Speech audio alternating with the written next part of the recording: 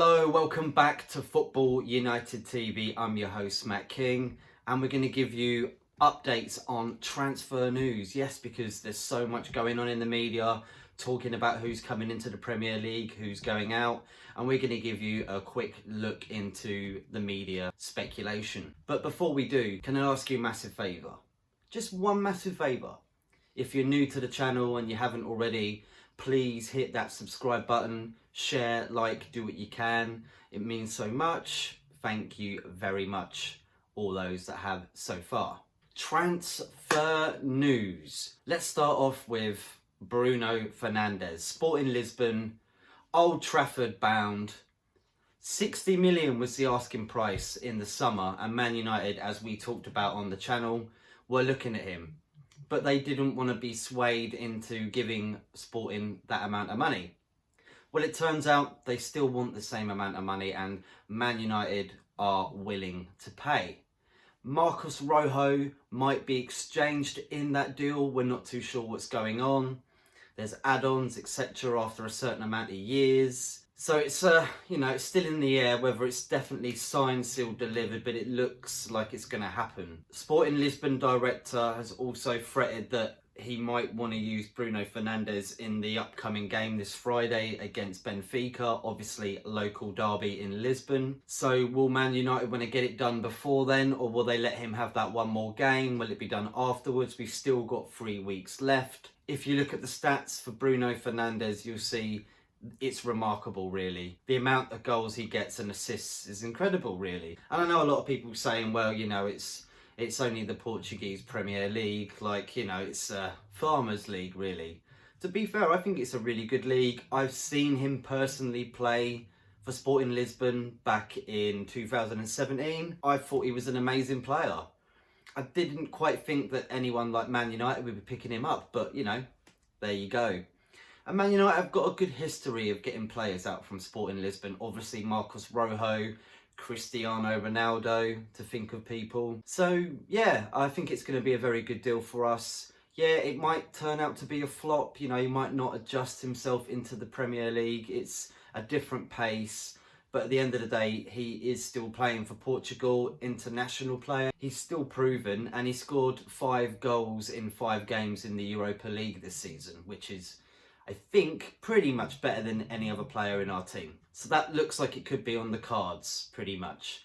We've also got Fernandes number 2. Gedson Fernandes, that is. Not Bruno this time. Being thrown about that Tottenham are now in for Fernandes. And everyone was like, oh no, they're going to steal Bruno Fernandes. Especially with Jose Mourinho being Portuguese, he might be able to sway him. But it's not, it's another Fernandes. From Benfica, actually. And it's going to be a loan deal, 18 months.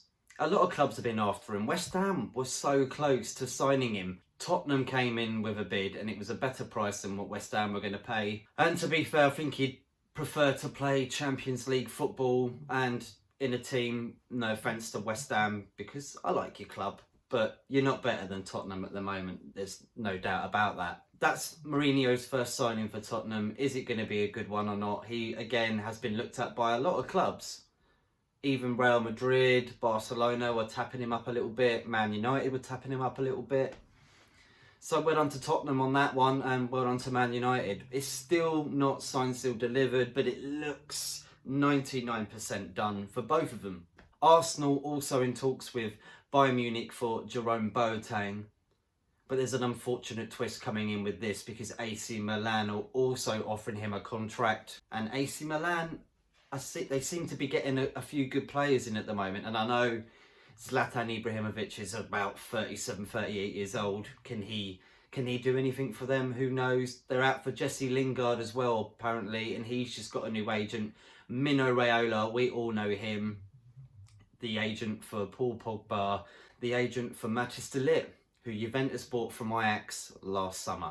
Bit of MLS talk right now. LA Galaxy are in talks to sign Javier Hernandez, the ex-Man United and West Ham player. He's currently in La Liga at Sevilla, but it looks like the 31-year-old may be on his way out to the MLS, back nearer to where his home country of Mexico is. Will he be happy with that? I'm pretty sure, because LA Galaxy have had, a fair few high-profile players, and why not at the end of the day? You know, he's had a good career at Man United.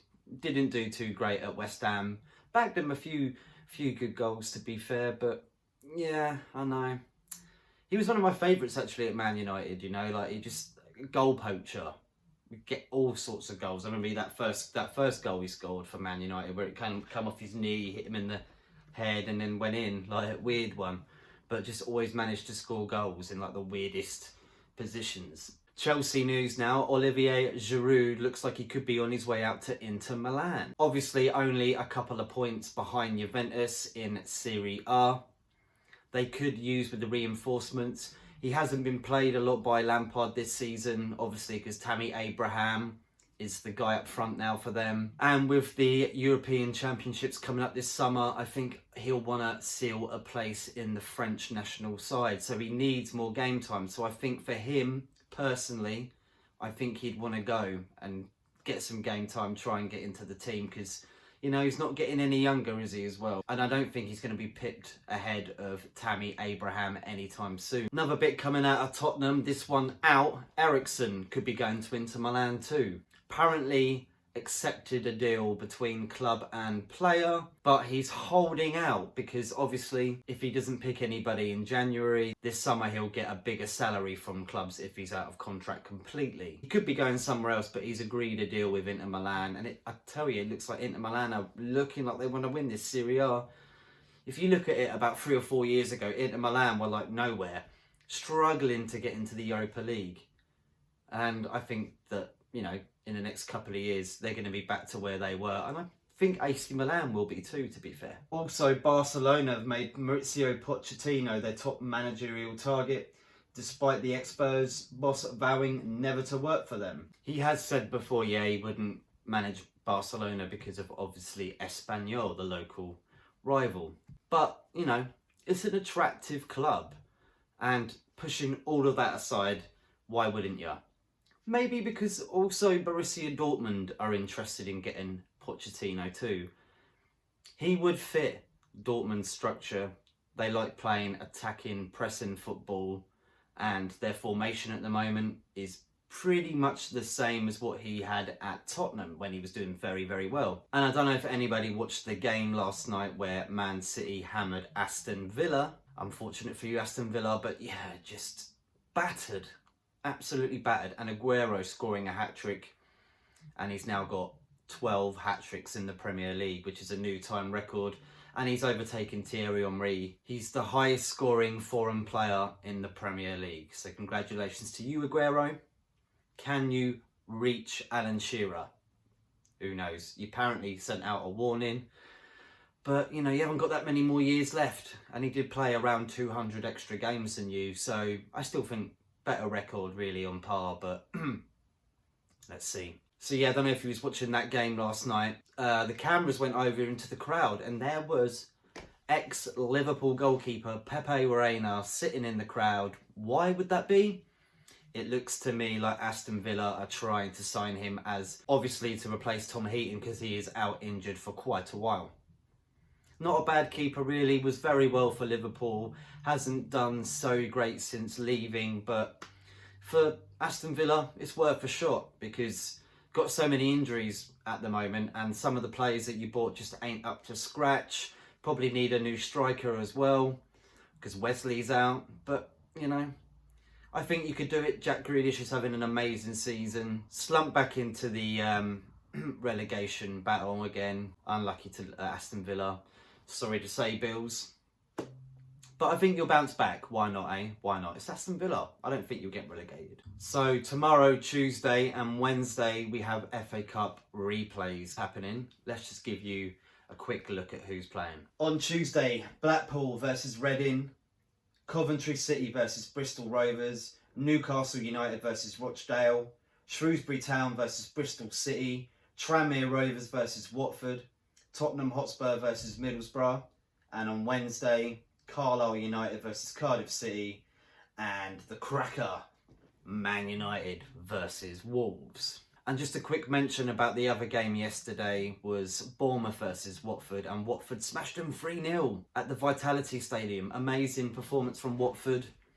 They've only lost one game since Nigel Pearson started, and that was against Liverpool. They beat Man United, they've beaten Bournemouth. They're practically beating everybody at the moment. I did say in one of our vlogs as well to Bills and everybody else that I think they'll get out of the relegation battle easily. I think they'll be at least 15th, 14th finish position, because I think even the players are admitting now they've got this manager, someone who has a lot of structure, pretty much won't take any crap from the players, which I think apparently the managers beforehand were not very strict, basically.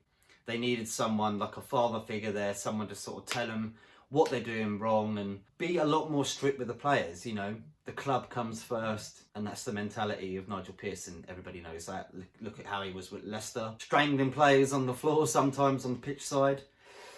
You know, a bit sceptical, you know, on the way he behaves sometimes, but I think he's doing a great job at the moment. So hopefully he can keep it up. Well done, the Horns. Well, that's about it from me. We'll keep you updated on transfer news in the week. Hopefully we'll have Unofficial Pundit coming on this week. And Lumos from AFTV hopefully will be on in the next week or two, sorting things out. Thank you everybody for subscribing, sharing and liking. And remember, have a great week and check out the FA Cup fixtures. Bye-bye.